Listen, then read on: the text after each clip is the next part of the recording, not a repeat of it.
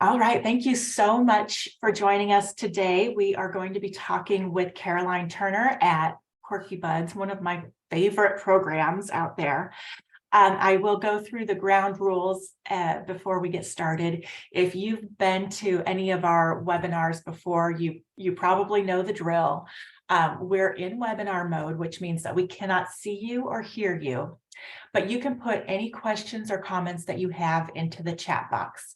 And we love it to be more interactive as we're going along. So please don't hesitate to leave your comments or questions. I'll interrupt Caroline as we need to as we're going through. I also wanted to let you know that today's webinar is being recorded. It's also being sent out as a podcast. So if you're joining us on the podcast, feel free to email contact@cpgcares.net. We can email you the slides if you'd like afterwards. So after this webinar is over, everybody who has registered will get a copy of the slides and a link to the recording. So that will all be available to you. And one thing that's different about today is that because I am in the Houston area, and we are currently experiencing some crazy weather situations out there. So there's a slight chance that I could lose power or my internet connection. And if I do, Caroline will just wrap things up and be able to finish up. I hope that doesn't happen, but I apologize in advance if it does, or if I have to take cover or something. So real quick, our contact information for Consolidated Planning Group, I've already put in the chat for you, as well as our website. You want to go to the next slide, please? Yes. I'm trying to switch it over here. Oh yeah, I don't You're have good. So when it comes to special needs planning, some things that you might want to think about that we can help with at Consolidated Planning Group are protection plans for your family, life insurance and things like that. Lifetime care plans. Not only do you need to worry about your retirement and maybe your spouse's retirement, but then what's it going to cost to pay for your child to be cared for the rest of their life? It's like a whole nother retirement, which is quite expensive. So we can help determine what those costs are going to look like and what you need to do to prepare. We can help with transition planning and making sure that your loved one gets all the state and federal benefits that they're entitled to. ABLE accounts we set up. Yes, this topic is finding a bud. But first, more about us.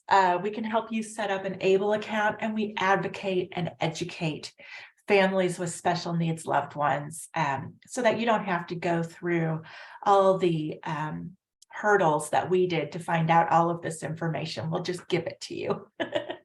Next slide. The next slide should be you, Caroline. Oh, yeah, cool. Thank you so much for being here with us today.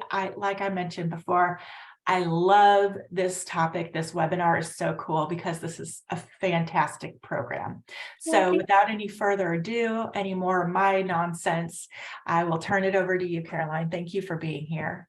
Thank you for having me. And yes, my name is Caroline, and I am here in Austin, Texas, where it's raining and cold. So I can't relate to Michelle's tornadoes, but it is chilly. And I am a licensed social worker in Texas. I graduated from UT with my graduate degree in 2013 and have been like living and loving Austin ever since. And so I'm so excited to talk with y'all. I do have 2 screens, so if I'm like looking over to the side, I just want to make sure I'm hitting all my notes. And please use the chat. I love to be interactive, and I know it's hard sometimes, but if you have questions or comments as I'm going through, I love that, because this whole program was designed to help, because I heard from so many parents and self-advocates of adults talking to me about how hard it was to find friends. And so this is why I started it. And I've made changes based on feedback. So I'm always open to that and wanting to hear from the people that are using it. So let's just talk about friendship in general. Especially with the pandemic. I feel like friendship has been a topic that, we keep coming back to throughout the isolation idea of what happened throughout the pandemic, and really feeling like, we want that sense of community. So in general, all humans are hardwired to connect. We all want to be, in a big community. I think this is a common misconception of people who are on the autism spectrum or neurodiverse, is that maybe they don't want to connect. And the truth is, no, we are all hardwired to connect. It may just look a little bit different. And we know that friendship, in terms of research, has a lot of positive correlations in life. It leads to a longer life. It leads to a correlation of mental and physical health. It increases our sense of belonging, of self-confidence, and really it reduces our stress and anxiety. So that is so many things that friendship and connectivity does for people.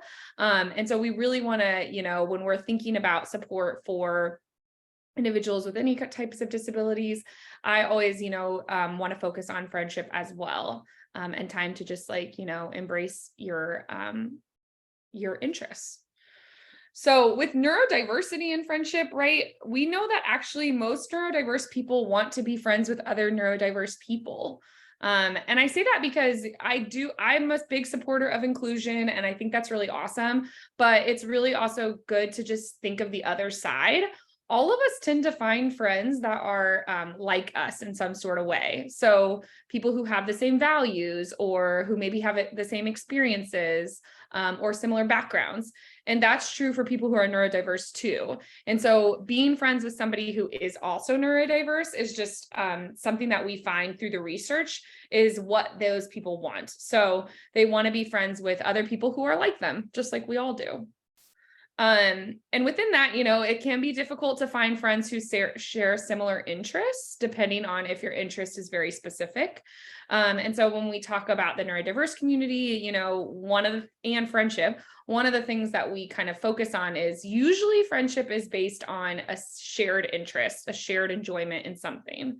And so when we're talking about that, with people who may have very specific interests, it could be maybe difficult to find somebody else out there who likes, for example, Israeli folk dancing. That's a bud in my program that is very interested in that, and wants to find somebody else who connects with them on that. So that may be a little bit more nuanced than neurotypicals. And so we kind of have to do a good job reaching out and finding different groups in that way. The other thing I just want to say about this too is sometimes it can be really hard to find a friend that's honest and, true friend. I've been doing social skills with adults on the autism spectrum for a long time. And I hear repeatedly, kind of this idea that sometimes neurotypicals, we are trained to be very, or trained or kind of socialized to be very nice. So it's hard for us to be direct and say no, I don't want to go, to that movie with you, or no, I don't want to do this. And so sometimes that's really confusing for individuals who are neurodiverse. And so having this opportunity to connect with people that are like them and going to be honest and truthful is really important. Yeah, I think sometimes we tend to want to make an excuse or, let people down gently. Yeah. And that's honestly, it's I don't know, it's a rock and a hard place, I think, because it makes sense. We want to be nice, but at the same time, it can be really confusing. Even for neurotypicals, I feel like it can be confusing. So some of the ways to make friends currently. No, so he just stays quiet. This is a hard thing for my son to say no, so he just stays quiet and won't answer. Yeah. And I think actually, I've seen some kids do a really good job of this in terms of just also, the kids are, depending on the kid, but a lot of kids want to be really honest, and they're kind of, especially, wanting to be truthful to who they are. And so, especially at that younger age, sometimes we'll see kids say do you want to come out and play with me? And I've had actually a child I've witnessed say, oh, no, thank you. And it's that's very polite. And that was an appropriate response. However, in our culture, a lot of times we're more socialized to say oh, maybe not, maybe some other time, or something that's a little bit nice. So even the staying quiet and won't answer, I think, is an appropriate response. And, trying to find ways that are polite, but also honest, I think is important for everybody to practice. Easier said than done though, right? So some of the current ways that we make friends in general, we often talk about school, clubs, as we get older into young adulthood or even middle aged, we talk about meetups, Facebook groups. Sometimes people use Bumble BFF, which is an app, or other ways to try to make friends. Work, I guess. But it can be really hard if you're one, right, still trying to figure out some of those social nuances, or two, isolated as we all were during the pandemic, or working remote now, or not working at all. And so it can be really difficult to just try to utilize some of these ways to make friends. There's still great options, but this is one of the reasons I came up with Quirky Buds, was because I found it hard to find good suggestions that were easy to find for some of the adults I was working with. When we talk about friendship too, there's really four main things that we want to look for. The biggest one, as I already mentioned, is common interest. So, my closest friends, we have a common interest in, I'm a social worker. A lot of my friends are social workers. So we talk often about, social justice and kind of supporting lots of different individuals. I like to read. So I am in a book club, and like a lot of my friends are big readers. And our common interest is that. I'm not a sports person. I know that's like, sometimes a big no-no in Texas, but it's true. And so, I most likely am not going to be friends with somebody who's really, really into sports. That's just not a common interest. But I know a lot of people here in Austin that do, bond over that. So the biggest thing is, we're going to be friends with people who have shared interests. The next one is mutual motivation. So mutual motivation and no power differential. So the easiest way to think of power differential, I sometimes think, is age, especially when we're younger. We don't necessarily want, a young 8-year-old hanging out with a 13-year-old. There's a clear, sometimes power differential there in terms of, maybe the 13-year-old always calling the shots, maybe asking for, I don't know, sometimes can be very, manipulative, I guess is kind of the right word, but so we don't really want that big age difference, but we also don't want the power differential in the way that we talk about almost like popularity, or, in schools, we sometimes see like these, kids who are from two very different backgrounds, maybe hanging out. And that's really, again, just because that can be kind of a manipulative thing. And sometimes that power differential is confusing to people on the spectrum, but also confusing to people who aren't, because it feels good when somebody who has more power than us wants to be our friend. But it can also be a little bit like, why are they doing that? So we want mutual motivation, mutual power, so that way we're creating friendships that are balanced. I always tell, and I'm trained in the peers curriculum out of UCLA, which is a great curriculum if you're not familiar with it. They also have great videos online if you want to check it out. But one of the things that they use in their curriculum, and I say to the folks I work with, is friendship is a choice. So we get to choose who we want to be friends with, and people get to choose if they want to be friends with us. And I think oftentimes we forget that first part. Thank you, Michelle. Is that we do get to choose. We can say we don't want to be friends with these people if we don't want to be friends. And sometimes when we don't have a lot of friends, it feels like we don't have a choice. And it feels like we have to be friends with whoever comes our way. But in reality, we don't have to. And we want to have that mutual motivation, a balance in friendship. And that goes into the next one of this sharing. We want to share the conversation. We want to share the activities and the choices around those. We want to have a shared enjoyment. So all of that is kind of the idea of like, we're going to be balanced in this friendship and really have a shared connection. And then this last one, that kind of changed a little bit throughout the pandemic, but is still a big part of friendship, is location. So we want to have frequent interaction with people that we're going to be close friends with.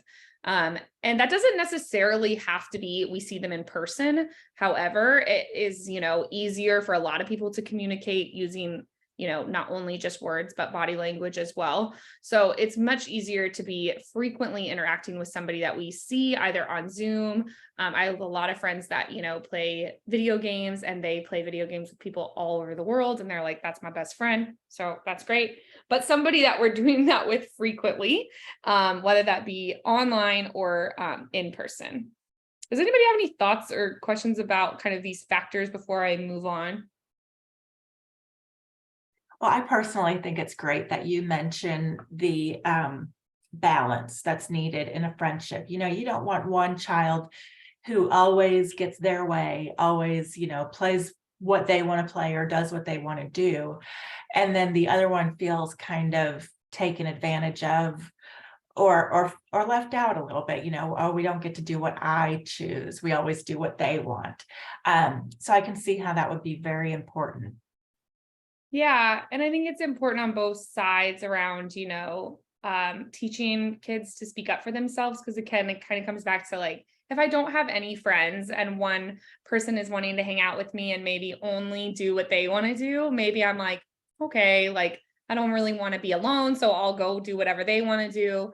But really self-advocating for that mutual peace, because that is kind of where we start to build a true friendship. Oh, here we go. Here's a question. What do you do with the situation with siblings that both have autism? One is 12, the other is 8. So there's always a power struggle there. And I would assume that I've got 2 boys right now, they're 21 and 19, but when they were younger, there's always differences between siblings. So how do you help in that situation? Yeah, that's a really difficult question, because as you just mentioned, Michelle, the sibling piece is like, is it siblings fighting? Is it, friendship? Is it just typical, or I think it's a universal issue. Yeah. One of the things, I think is important is for them to have their own outlets. Oh, I'm going to get to that. Yes. Are my friendships moderated? My next slide is all about Quirky Buds, so I will get to that. Thank you. But yeah, the sibling piece, I think the biggest thing is making sure that they each have their own kind of outlets and kind of other friends besides each other, if possible. And then when they are being together, trying to find something that they agree on, and or doing more of kind of that basic behavior intervention where it is going to be your turn and then my turn. And then, almost like a flip of a coin of who gets to go first each time. Some of that more just, we're going to be fair in our house. But I was just having this conversation earlier with a parent about, it's great when you understand that in your own home, but then when you go out in public and you're like, wait, we don't all have the same rules, can be a little confusing. So I think, knowing that that's maybe what they're going to do with each other, but then when they're with friends, it might be a different kind of situation. Because when we're with friends, and one of the things in the peers curriculum especially is like, when we invite friends over to our house, we should actually do what they want to do. First, we can always offer other ideas, but we should be like, with our guest and a play date, trying to let them go first. So it's a little bit different when you have friends, but in terms of siblings, I would say trying to strike a fair balance as much as possible, especially because they're pretty close in age. Okay. Talking about, Quirky Buds and this friendship piece. So Quirky Buds is a private friendship matching program, is what I call it. And I say private because one of the things that I heard from families and adults a lot was that one of the ways currently that you can make friends is to go on Facebook, join a group, and say like, hi, I'm, Caroline, I'm looking for somebody near me who is also interested in books, and putting that out there to potentially hundreds of people. And so one of the things that I wanted to have happen was not for you to have to do that. So it could be private. So in the Quirky Buds program, how it works is individuals sign up on my website, which is just quirkybuds.com. There's 2 choices, and you can choose the adult if you're 18 and over, or if you're family member is 18 and older, and then the child, so 18 and younger. And basically you just fill out one of the forms. You let us know your birthday, where you live, and what you're interested in, as well as potentially how you heard about Quirky Buds. And we kind of take it from there. So nobody else is going to see, you know, this large post. So that's why I really wanted it to be private. In terms of, you know, this moderation or, you know, privacy is a question I get asked a lot.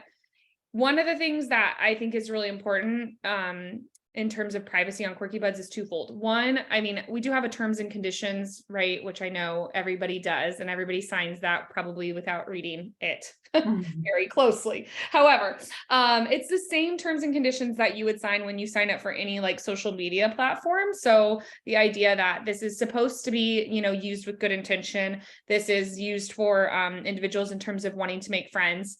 And then the second piece that I always tell folks is that it's the same type of kind of caution or, you know, privacy that you would use when you meet anyone online. So whenever we meet someone online, we need to be careful about what we're giving them, you know, how we kind of represent ourselves, what information we put out there. So, you know, while yes, I am reading through each submission and making sure that there have been a couple that I would say I was like, this seems interesting. And I have messaged the person and said like, you know, please give us more information, and trying to make sure that this is, you know, a safe kind of sign up. At the same time, it is still falling back to make sure that you are safe when you're online. And if there's, you know, questions about that, there's some great resources, again, through peers that have good online rules, as well as, you know, just some other websites that I'm happy to share if people are wanting that. I'll go ahead and put the link in the chat box here, but I wanted to ask you about, because one thing, because I know we often get the question about the ages. So you might have someone who is 18 or above, but maybe because of their IQ, because of their differences, they act more young, or you know, things like that. How do you deal with that kind of situation? Yeah, so thank you. So in terms of ages in general, we currently have folks signed up. The youngest is 2 and the oldest is 75. So we have quite the range. And I think it is, you know, for me, as a person in my 30s, it's reassuring that I'm like, you know, friendship is hard for me still. And this is a universal kind of want. So I just say that in the sense that I'm like, this is really made to help all ages. And to your point, Michelle, so the way that we match people is based on age, interest, and location. So while we do look through age, you know, we kind of start that way. We also really focus on interests. So, for example, yes, I have some adults who have signed up who are in their 20s who are really interested in, oh my gosh, it's a brony, My Little Pony. Bronies, My Little Ponies, yeah. For boys, is that what it is? Yeah, I think so. Or, you know, I have an adult who is very interested in still in Barney, which is totally fine. And so really like those kind of interests signed up, I'm not going to then match them with somebody whose interests are maybe, you know, some of the adults that are signed up are really interested in political science or literature or sci-fi. And just to kind of help focus on that interest piece, because we know who isn't a brony? I love that.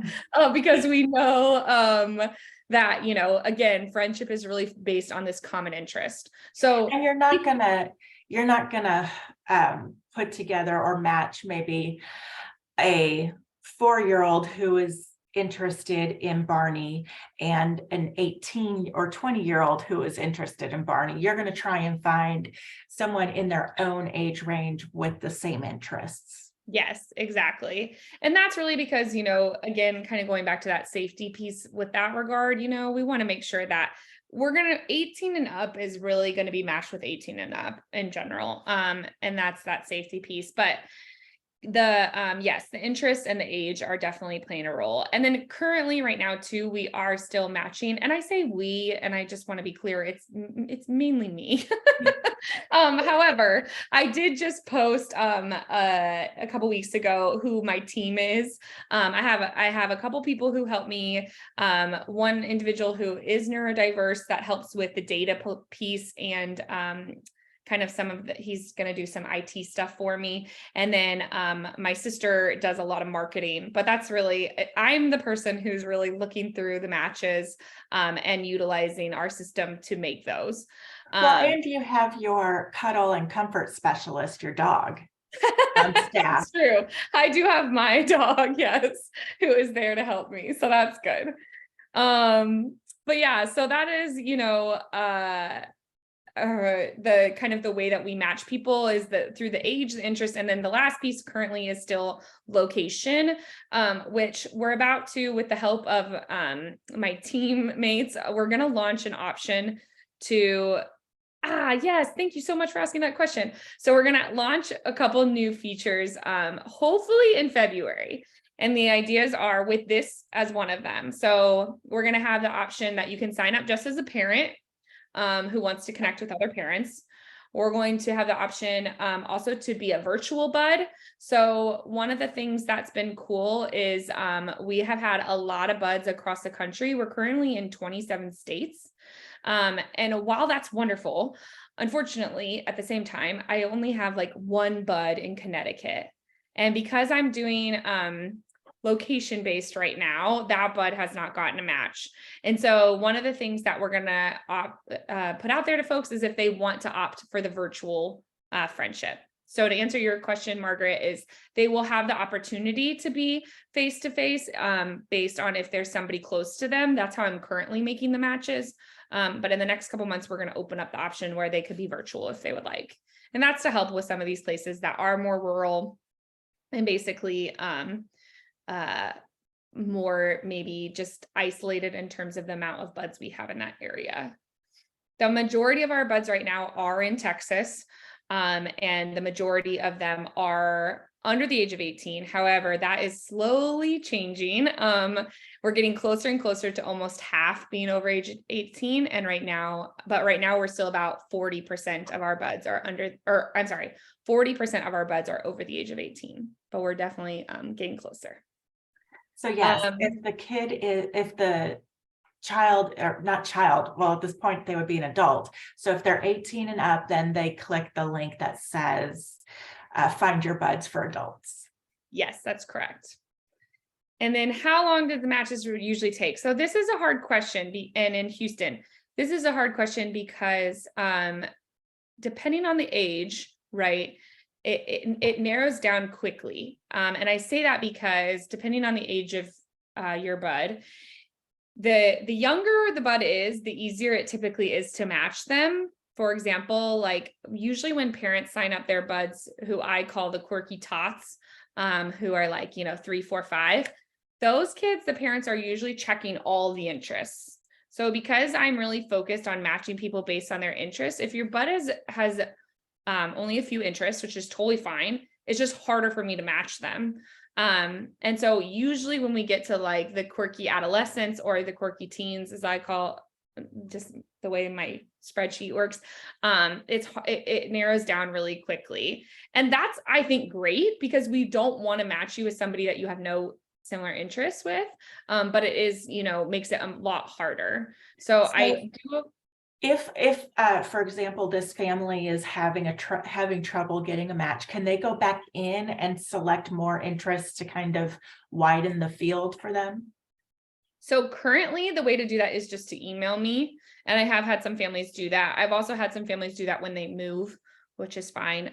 So I can update your profile. However, we are working as one of those features that we're about to change is that you'll have your own profile so that you can log in and change that, as well as log in and see your history. So if you have had multiple matches, you could go back and see. So I apologize that it's taking so long. I'm doing my best to get the word out in those areas. And oh yeah, that would be great for military families. Yeah, sorry, I get so distracted by the chat. But I do apologize it's taking so long. I feel like I'm doing my best to get the word out, and so that hopefully we can do that. And it's been great. Yeah. And it's been great to hear from families some of the successes. I've posted some on our social media from parents about people who have met up and had a good time, as well as a couple that have actually done it virtually, even though they are semi-close. Right now, we're doing about 30 minutes, which I know 30 minutes in the car in Austin traffic or Houston or any really big city is like, oh gosh. So anyway, yeah. And the only other thing I wanted to mention about it too is just, like I said before, we're always looking for feedback. So if you have something, you know, I just had somebody message me and ask about the gender. So I currently haven't been like asking specific gender. I did start asking for people's pronouns, and we are probably going to start including that in the future so that if you get a match, you know what their pronouns are and, you know, how they identify with their gender. So that way, if you feel really strongly about having somebody who is your same gender, you can reach out to them or not. Definitely. And, yeah, the virtual yeah, option. this is pretty awesome. The virtual option is great for people with social anxiety, or if you're medically fragile or, anything like that. And it's a good way to ease into a friendship, talk to them first, and then maybe see if you want to meet in person. Yeah. Caroline, the most important thing, is this just for people who are neurodivergent? Great question. And yeah, I was just going to say that. So no, this is not just for people who are neurodivergent. I'm not asking people for their diagnoses or, what they really want, or I'm sorry, not their diagnoses or how they kind of, found us, or I am asking how they found us, but maybe why they found us.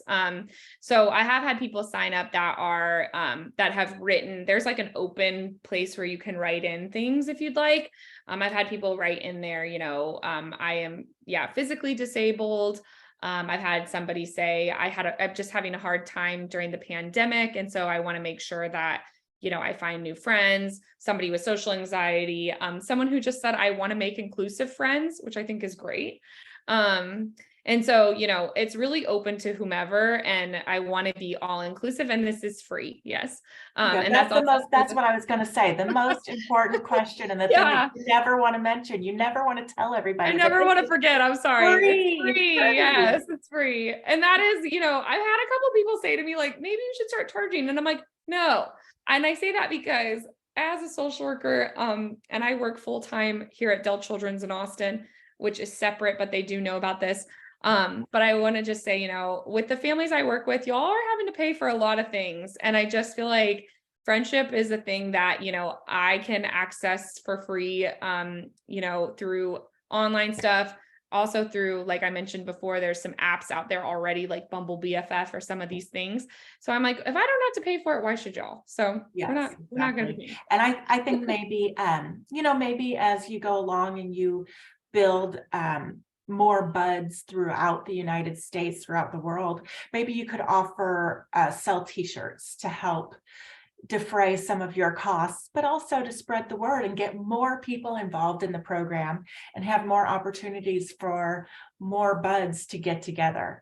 So, that's an idea. And you could probably find them for either really cheap, or since you're a nonprofit organization, maybe people would do it for free for you. There you go. Well, and I do want to say right now we're not a nonprofit, but that's just because but you're not making any profits. So we're not making any profit. We're not profitable, but we're not a nonprofit. But yeah, I agree. Yeah. And, we've talked about some of the things that the places do is they offer like additional features for a certain price, which maybe down the line, but yeah, right now we're not changing anything about the price. So, and I love this idea about the sibling option because yes, siblings, I'm also trained in the Sib Shop curriculum, which I feel is a great curriculum and Sib Shops is a great resource if you have siblings that need resources, for anybody, any type of sibling, right?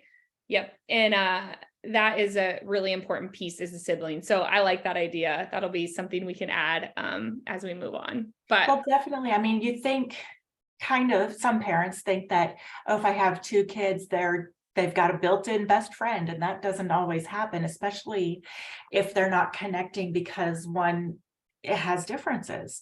So, having that child find a friend and then their sibling is kind of left out in the cold, it would be nice to have that connection. But like you said, you don't really ask for what their diagnoses are. So you could have anybody in the program. Totally. Yeah. And just based on kind of what the interests are, right? Because some folks, like I said before, have much more specific interests and some people are more open. So, and while I'm on this too, I want to say I usually send out the matches on Tuesdays, and today is Tuesday. So I only say that because if you sign up today, most likely you won't get an email from me until next week, just based on the signups from last week. So that's kind of how it goes. Each Tuesday I match people and then send out a message with kind of updates about where you're at.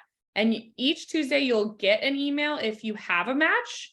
But if not, you won't get one, but you will get an email the first Tuesday of every month. I message everybody just to keep everybody up to date. So let's say I join and you match me up with someone. Is that it? Like I get one match and I'm done? Or do you keep my profile kind of open? And then as more people come in who match with me, you tell me about those as well? Yeah. So as more people come in, you get updated matches each week until you unsubscribe. So for right Until now, I say I'm far too popular. I can't possibly handle until you have way having too many any more friends. Okay. Yeah.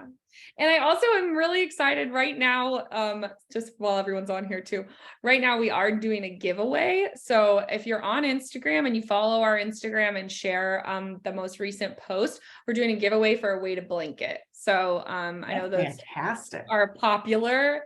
I myself am like, I don't think I can choose myself, but I really want a weighted blanket. So anyway, but yeah, check it out. We're doing that. You should definitely get one. I love mine. I know, that's what I feel like. They're wonderful.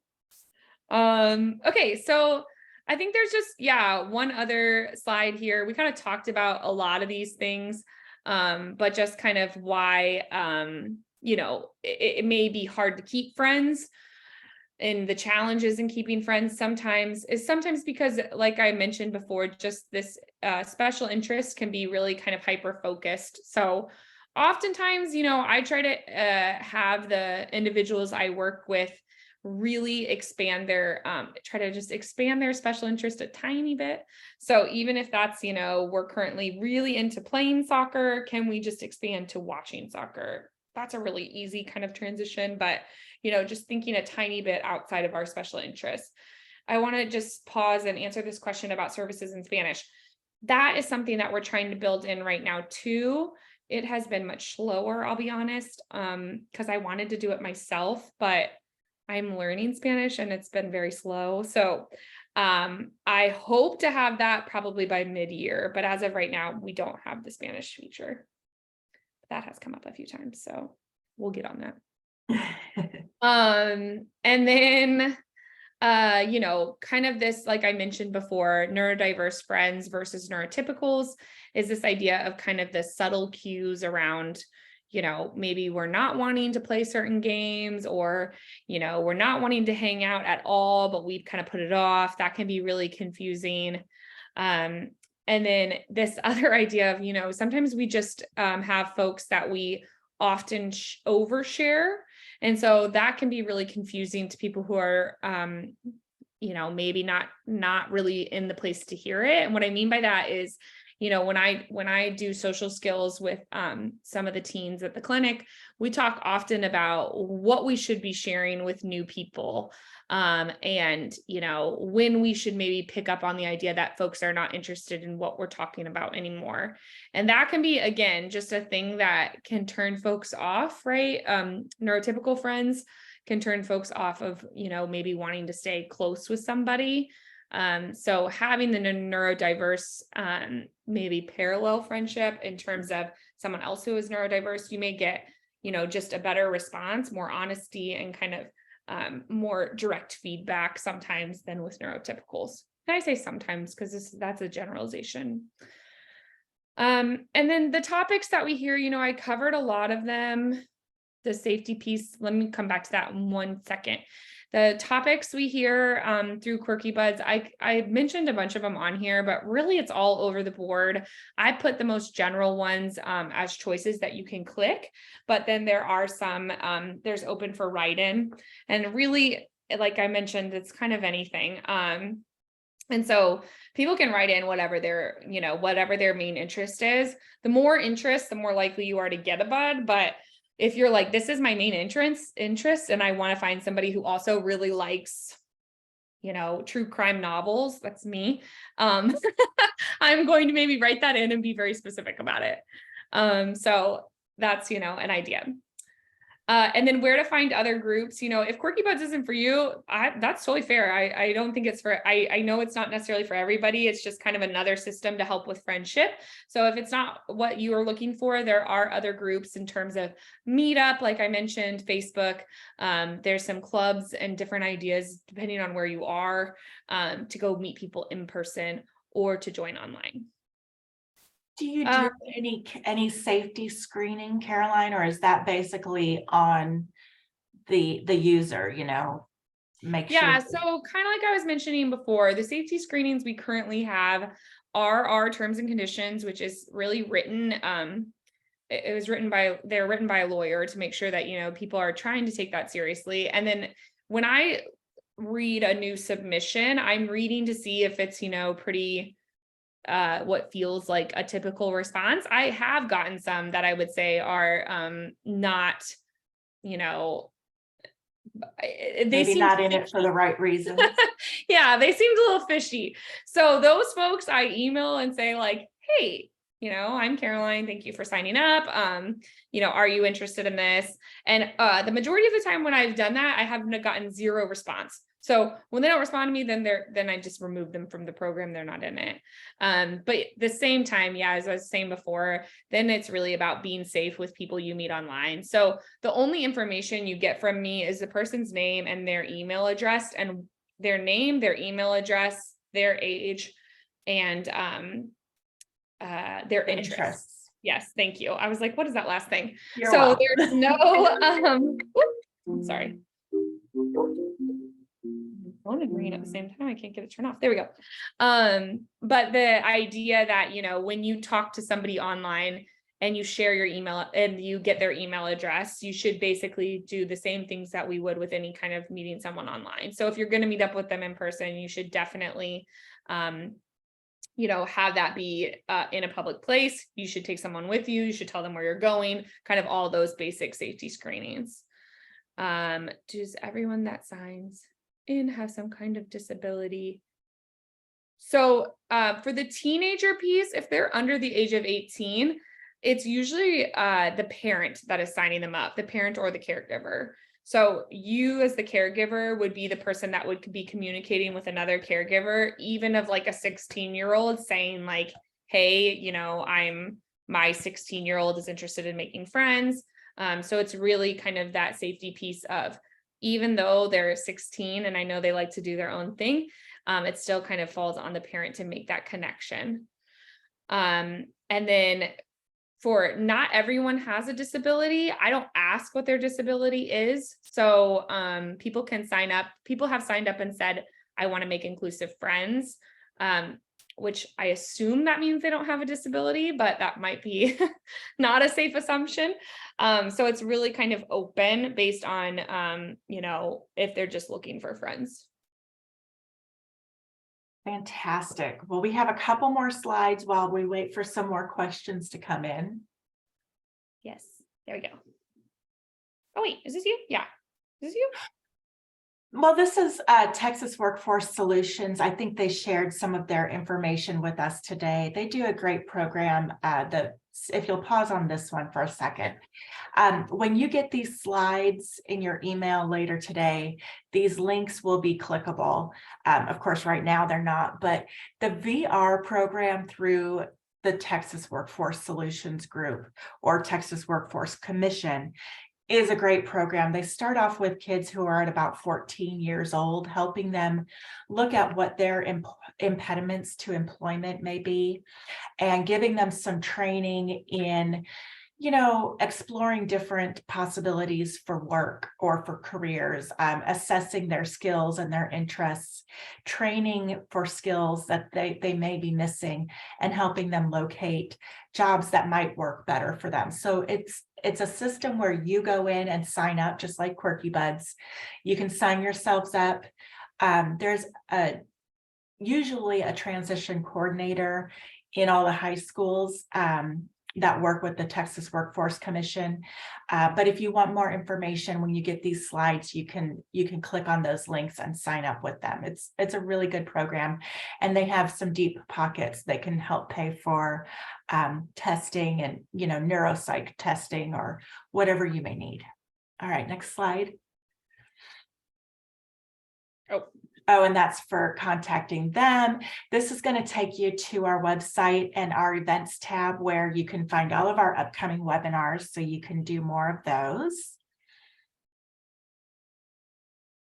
These are some of the topics that we work with people on in terms of planning for the future of their special needs loved one and taking care of them, forming a comprehensive special needs care plan, looking at future care cost estimates, how much is it going to take to pay for your child's care for the rest of their life. Getting SSI benefits and SSDI and understanding the difference between those and how that all works. ABLE accounts, we help with that, with beneficiary designations, because of the waiver program benefits and SSI benefits. You never want to designate your child with a special, with a difference as your beneficiary, because it could cause them to lose the benefits that they deserve. So we can help you navigate all of those issues. A special needs trust, why you might need that, how it all works. Residential living or residential housing options, what might be a good fit for your family. We can talk to you about guardianship. Now, we are not attorneys at Consolidated Planning Group. We're financial advisors who focus on families with special needs loved ones. We look at your entire holistic financial picture, including your insurance, your investments, your savings, your beneficiary designations, your benefits from the government, all of that, but we're not attorneys. So we cannot do guardianship for you. We cannot do your will. We cannot open a special needs trust, but we can refer you to an attorney who is focused on these things and knows what to do. We also help people with what happens after high school, what options are available beyond high school. Next slide. This is our team. We are located in the Houston area. We're members of the Special Needs Planning Academy, and we are National Social Security advisors. So the four on top, we have 2 husband and wife teams. Allison and her husband, Jeff, have 2 kids with special needs, and that's why we do what we do. They founded this company. And then there's myself, my glamour shot, and my husband, Andy. So we have 2 adult children as well. They are neurotypical, but they still make us crazy. And then we have the girls who help with marketing and paperwork. And wow, it is really getting dark outside in Houston, guys. Next slide. before I lose my internet. Yeah. Yes, this is the last one. So we always offer a free initial consultation. So if you want to call our office, the phone number is there. You can email us, or you can use our QR code that will take you to be able to schedule your own appointment. In these appointments, what we do is we start off by answering your questions related to special needs topics the best that we can. Yeah, right, Tess? I'm definitely stuck in the middle of it. So we answer your questions the best we can. We learn about your family and your situation and what you guys are going through, what your child is going through, all of that stuff. And then after we learn about you, we tell you about us as a company, how we work, how we charge, and see, from there, would it be good for us to move together forward in planning some aspects of your future. So we have 3 different planning options or packages that we offer. And then, like I said, there's some stuff that we can do for free. So it's impossible for me to just tell you, oh, this is what it costs without you having an initial consultation. Oh, Shanna, or is it Shayna? Whichever, sorry about that. Thank you so much for being happy clients. Other thing I wanted to mention, and our Facebook link, our Instagram, YouTube, and our podcast are all linked there. Again, if you're joining us on our podcast, if you email contact@cpgcares.net or call us at 281-690-1177. If you're listening to our podcast, we can send you the slides. So one other thing that I wanted to mention is that we would really, at CPG, we would love to make our marketing and our website a little more individualized. Right now, you go to our website, you go to Parent or the Family to Family Network or the Autism Society page. We all have the same pictures because they came from the internet, from free pictures that you can use on the internet. I would love to instead have pictures of happy families that are our clients on our website. So if you would be willing to share pictures of your loved ones with us, we will use them for marketing. We do have a form that you would need to sign. I could email that to you, but please contact us if you would be willing to share some happy photos that we could use to make things a little bit more personalized. So that is all I have for you today. Thank you for being here. I'm so glad that my internet stayed on this whole time, even though there's these crazy storms coming through. And Caroline, huh? I said, fingers crossed. I'm like, I'm gonna have to check in on you later this week if everything went okay. Are you still there? Yeah. So thank you all for being here today. Thank you, Caroline, for presenting. I just love Quirky Buds. I think it's such an amazing program, and I wish you nothing but success in your future. I don't see any other questions coming through, so I guess we can just stop here, but have a great day and enjoy the rest of your week. Bye, y'all. Stay safe. Yes, definitely stay safe out there. Bye.